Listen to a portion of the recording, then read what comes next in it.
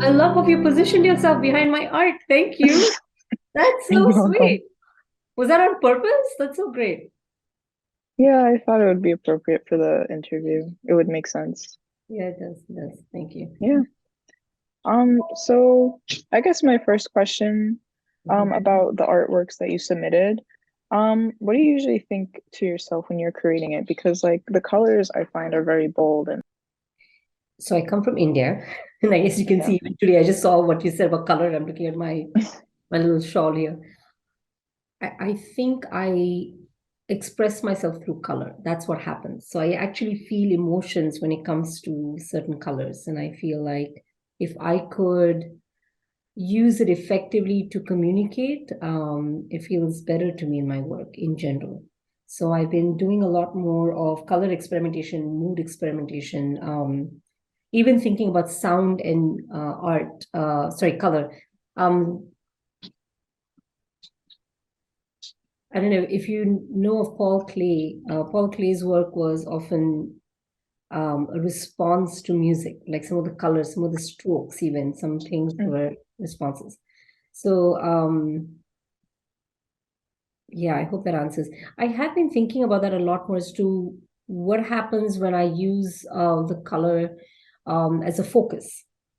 And I can't quite think like that. I find myself eventually saying, hey, whatever is coming intuitively to express what I want in a piece, that's what I'm going to use. So I don't force it. I play with it a lot. More pieces end up in garbage than not. Or like, I will just, cut them up if it doesn't work. But I would rather see the piece express itself clearly than care about whether it's color or not. It just so happens I tend to express more through color. Do you know what I mean? I see what you're saying, yeah. So like how do you choose like certain symbols to put in your work going off a color? Expressing through line has been I guess, my forte. I tend to draw a lot. I draw from real life. I draw, even when I'm just writing, sometimes I'm drawing actually. Hmm. I think of a line as probably the most expressive thing, even though color is, something I use a lot. The line is kind of where it all started. So even the images behind you, it's the way the strokes are done. It's the lines that I create and use. It's almost like that is the symbol that I'm using. I'm using the line to sort of talk. It is like a language almost. Um, I do have organic elements because I tend to connect with them a lot. I translated some of the pieces right behind you, two of them, the rectangular ones, are actually Hmm. from a series called The Inner Landscape. I completed that series, sort of completed last year, but I worked on it for almost 2 years. And all those pieces I found were uh, more effective for me personally when I use those wavy lines because it felt like energy moving through me as I would. I don't know, negotiate menopause, negotiate transitions in life, negotiate, So for me, the line itself comes naturally, color comes naturally. I put those together, and then these are the forms that come up. A kind of a botanical inspired, but at the same time, an inner botany, almost like there's body shapes, there's body references. Nature comes in, but there's also, you'll see little ladders in some of the images. Yeah. You might see a toe sticking out between the trees, and it's not something I do with a deliberate intent. It's almost like I'm painting, I'm creating, I'm writing with the marks and the color. Um, yeah. Yeah. So So like do you think like as you were saying like the lines are like your process through life? Like how do your experiences like, as a woman or as a mother, like how do they tie into like the style of like just the and like the theme of the watercolor show? okay, so I used to be an oil painter. I did oils, I did and some pretty large pieces too, acrylics and whatnot, and black staining inks was something I loved. Um, and for many years, I actually took a break from work. I sort of was traveling with my husband because of his work, and I was taking care of my kids. One of them required it to be homeschooled, and then I just sort of went on that path, and then I homeschooled both my kids. So it was a pretty, I mean, it was a fabulous journey. I loved every minute of it, but it was also, it didn't leave time for art. It left time only for maybe minute little reflections and stuff. So I slowly began to find that I preferred watercolor.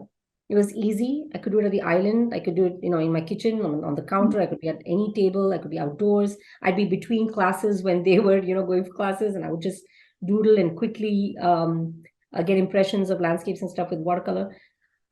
And the more I delved into watercolor, the more I loved it. And that changed. That happened because of my journey as a mother.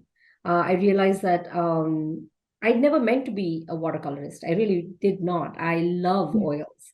Someday I will return to them. But as a mom, my art changed. The reflections, I think I would have done the same work even if it had been in oils, but obviously the medium changes what you do, right? Like you move paint in a particular way on a canvas, but very differently on paper. So it does change the form of expression. I've done another series recently with a pantry full of emotions. I'm still working on it. And there I am using oils, but it's such a slow process for me. So the watercolors are immediate, they're effective. I don't like it. I'm not scared of chucking it. Because as a mom, it really matters. Time matters. I've got too many things going on. Sometimes I'm working in like 2-hour windows and then coming back to it. So if I have to chuck a piece, I chuck a piece. It's okay. I'll just restart tomorrow. So I gave myself permission to be okay with quick impressions. And watercolor is an amazing medium for that. Some of these pieces behind you, I have worked on a little longer than just a few hours, but essentially they came together in a spurt. And watercolor works best if you know how to work wet on wet, blending it in, etc. And that's so nice if you can do the initial impression completely wet on wet, and then work in the finer details, etc. So yeah, that's kind of where motherhood changed my art form completely. Yeah. Yeah, that's really nice. Um, so like would you say like just your artwork symbolizes just like your life? How does it like symbolize like the play between reality and like abstraction? I was reading in like your the biography that you sent in for the gallery like a while ago, and Yeah. you mentioned that like the reality and abstraction through your art. So I'll give you an example. And I'll talk a little bit about the inner landscape, which is right behind you, and then I'll Yeah. talk a little bit about this new series I'm working on. Okay. During the pandemic, the inner landscape stuff happened during the pandemic, but it was sort of split. I had two parts of my, uh, I don't know, my inner being. One was home immersed and very much focused on the kids and their journeys, and the pandemic was hard on everybody, but kids especially. Mine are older, so it was different, but it was different kinds of hardships. And when I was focusing on that, um, I found myself gravitating towards a sort of mindfulness when I cook. There was so much cooking going on in the house all of a sudden, Mm.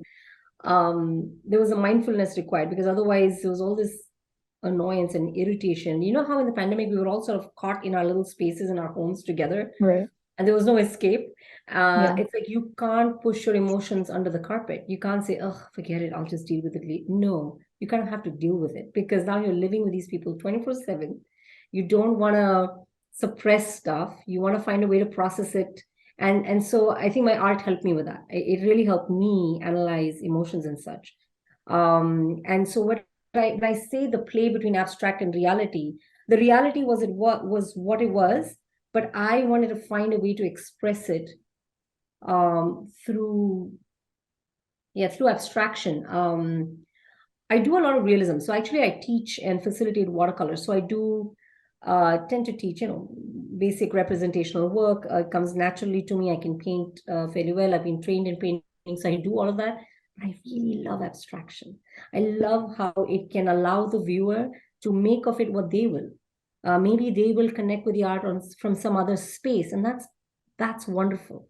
I think it gives the same piece a larger audience. They don't have to take in just my views. In fact, sometimes I wish people wouldn't even read what I write. just go look at the work and see what you feel. Does it connect with you? And if it doesn't, and if you really wonder, like, what is she talking? What is she trying to express? Yeah, by all means, read what I've, written. So the other arm I want to talk about is the landscapes behind you. And those came about again because I was doing a lot of writing, just extempore writing for myself, stream of consciousness type. And what kept coming up was, oh my God, these transitions are hard. I'm in my late 40s, and transitions that come with early menopause, just children growing up and saying, bye, I'm busy, I don't want to be with you anymore. They used to be all the time with me, and now they're like, whoosh, gone. And everything changes. And I feel like it was wonderful to be able to capture some of that change, that churning. So right behind you, there's one piece, the red piece. In fact, I think part of it happened when the Ukraine invasion happened. And I just felt like, how do you talk about that? How do you process the horrors out there sometimes? And frankly, I was so involved in my little world that for many years, actually, I avoided the news, and I would find it very challenging because I just couldn't deal with more than I was already dealing with whatever, within my family, with raising my children. And now when I looked outside, I was like, I want to find a way to process myself, what I see outside, and bring that in. So the play between abstract and reality kind of that's what I'm talking about. I sometimes I'm inspired by shadows. I like dark spaces. I like to see colors that are actually muted and then drawn out. So in some of the landscape images you'll see behind you, even in the inner landscapes, even though they're colorful, there's these dark passages to some of them.